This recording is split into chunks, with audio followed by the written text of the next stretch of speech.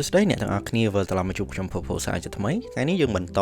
បើសើកមេតប1ទល់100របស់យើងទៀតលើកនេះគឺ season ទី3ហើយសូមជម្រាបគ្នាយើងតិចដែរថា season នេះគឺជា season ចុងក្រោយបង្អស់ហើយយើងមិនទាន់ដឹងថាគេនឹងធ្វើ season បន្តឬអត់នោះទេអញ្ចឹងមានតែចាំទាំងអស់គ្នាអាចជួយគ្រប់គ្រង channel ភពផូតាមរយៈ QR code នៅខាងមុខម៉ាស៊ីន PC របស់គ្នាយើងជួយ channel មួយនេះបានច្រើនមែនតើឈុតពិសេសនៅក្នុងភាពមួយនេះរួមមាន Griffith មកជួបកាត់ដល់ផ្ទះតែម្ដង Sword still moves before your mouth មេតបសំខាន់5របស់ Griffith បានមកជួបជុំគ្នា Awe-inspiring and breathtaking leap សាច់រឿងរបស់យើងនៅក្នុង season ទី3នេះចាប់ផ្ដើមភ្លាម Casca ជាមួយនឹង Gat នឹងគាត់បានធ្វើដំណើរទៅផ្ទះរបស់លោកតាជាងដៃវិញទៅដល់នឹងចៅរបស់លោកតាគាត់សប្បាយចិត្តមែនទែនព្រោះអ្នកទាំងអស់គ្នានឹងត្រឡប់មកវិញហើយប៉ុន្តែរឿងដែល sad នោះគឺថាលោកតាធ្វើដែកនឹងគាត់ស្លាប់បាត់ទៅហើយគាត់ស្លាប់ក្រោយពេលដែល Gat ចេញទៅរក Casca នឹងឯង Gat នឹងក៏បានសួរទៅចៅលោកតាថាតើ Rickard នឹងនៅឯណាចៅលោកតាក៏បានប្រាប់ទៅ Gat វិញថា Rickard ជាប់និយាយរឿងសាច់ការជាមួយនឹងបរិសម្នាក់ដែលមានរូបរាងស្អាតមែនទែនគេមិនដែលឃើញនរណាស្អាតដល់ថ្នាក់នេះនោះទេមានសក់ពណ៌សស្ទើរតែដូចជារូបគំនូដើរចេញមកពិភពពិតទៅហើយ Gat គ្រាន់តែលឺបែបនេះស្លន់ស្លោតែម្ដងស្ទុះទៅរក Rickard នៅឯលើភ្នំតកឯណោះ Gat ញ័រដៃញ័រជើងព្រោះការគិតរបស់គេមិនខុសនោះទេម្នាក់ដែលមកនិយាយជាមួយ Rickard នោះគឺ Griffith នឹងឯង Gat ក៏ស្ទុះកាន់ដៃរបស់គេនឹងរត់ទៅរក Griffith តែម្ដង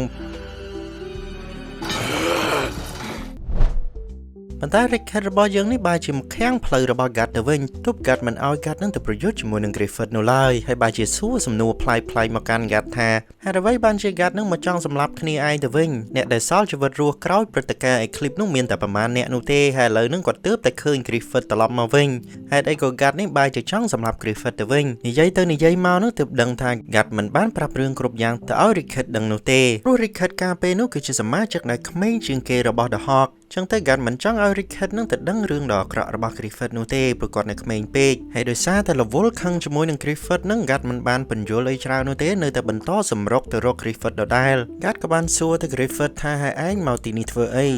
Griffith ក៏ថាគាត់គ្រាន់តែចង់មកមើលមិត្តចាស់គាត់ប៉ុណ្ណោះគឺ Gat នឹងឯងជាពិសេសនឹងចង់មកជួបជុំក្រុម The Hawk វិញ Gat គ្រាន់តែលឺភ្លាមគាត់ខ្ពើមតែម្ដងព្រោះ Griffith នឹងគាត់បូជាក្រុម The Hawk ទាំងមូលហើយឥឡូវមកនិយាយធ្វើឯងដូចជាមិត្តល្អទៅវិញប៉ុន្តែភ្លាមនោះស្រាប់តែ Zod ចេញមុខមកផ្ទាល់តែម្ដងហើយការពារ Griffith ជាមួយនឹងរូបរាងជាមនុស្សរបស់គេហើយអ្នកទាំងពីរនេះប្រយុទ្ធគ្នាស្មារតីគ្នាប្រយុទ្ធតតែរញ្ជួយភ្នំឯណោះ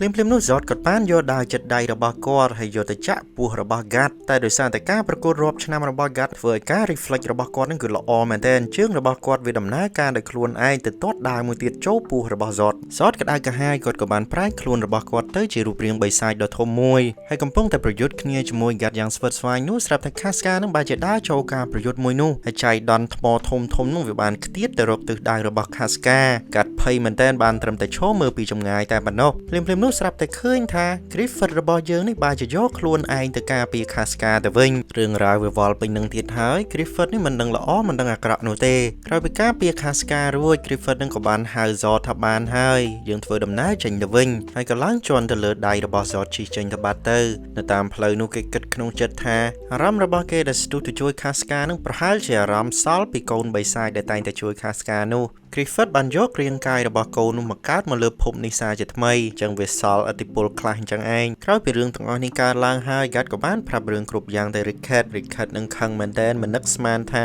Griffith នឹងធ្វើដល់ថ្នាក់នេះនោះទេយើងវិលត្រឡប់ទៅដល់កងទាហាន Kusan វិញពួកគេនឹងបានវាយប្រហារចូលទៅដល់ភូមិមួយរបស់ Midland ហើយបានចាប់ប្រជាជននៅទីនោះធ្វើបាបគេគ្រប់គ្នាតែម្ដងហើយភ្លាមនោះមេតបដែលជួបគ្នាជាមួយនឹង Gat កាលពីលើកមុនមានឈ្មោះថា Silat Kusan នឹងគឺជាមហានគរធំមែនតើដូច្នេះគេមានពូជអម្បូររៀងខ្លួនពូជអម្បូររបស់ Silat នេះមានឈ្មោះថា Bakiraka តែគេចាប់ទុកដូចជាពូជអម្បូរមួយដែលថោកទាបអញ្ចឹងមិនសូវត្រូវបានគេឲ្យតម្លៃនោះទេចឹងទៅមេរបស់គាត់នឹងក៏ថាឲ្យថាពូជអម្បូរគាត់នេះអត់ប្រយោជន៍សោះតែម្ដងគ្រាន់តែទៅស្វែងរកមនុស្សម្នាក់ដែលគេឲ្យឈ្មោះថា Griffith នោះរកមិនឃើញផងហើយបង្កើតសាច់រឿងថា Griffith នឹងមានបិសាចមកជួយឲ្យហោះចេញយករួចខ្លួនអីណាដូចជាមិនសមហេតុផលតទៅសោះភ្លាមនោះ Griffith នឹងក៏បានបង្ហាញខ្លួននៅ មុខពួកគេតែម្ដងមិនចាំបាច់ទៅរកនោះទេគឺមកដល់ដោយខ្លួនឯងអ្នកភូមិនឹងគេមានពាក្យចចាមអារាមថា Hawk of Light ត្រឡប់មកវិញហើយ Hawk of Light នេះបើយើងបកឲ្យស្រួលស្ដាប់ទៅគឺបាក់សីនៃពន្លឺប្រជាជនគិតថាពេលណាដែលម្នាក់នោះបង្ហាញខ្លួនម្នាក់នោះនឹងនាំសេចក្តីសុខជួយដល់ប្រទេសរបស់ Midland នេះ Griffith គាត់មកលើកនេះគាត់មិនមែនមកតែឯងនោះទេគាត់មកទាំងបិសាចរបស់គាត់គឺពពួកមនុស្ស Apostle គឺមនុស្សកាត់បិសាចពួកនេះបានចូលមកប្រើតែម្នាក់មួយដៃមួយជើងតែប៉ុណ្ណោះកងទ័ពរបស់ Kusa នឹងងាប់ព្រាតពេញនឹងតែម្ដង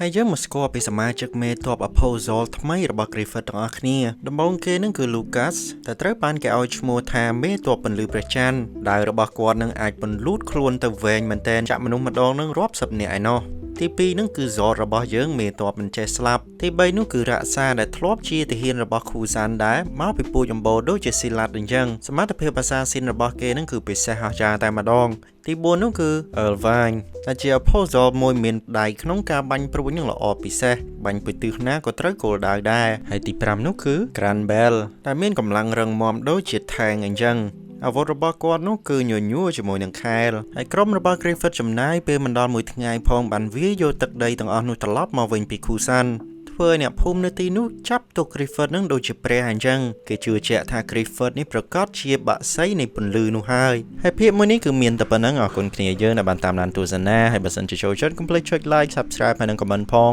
អរគុណច្រើនបាយបាយ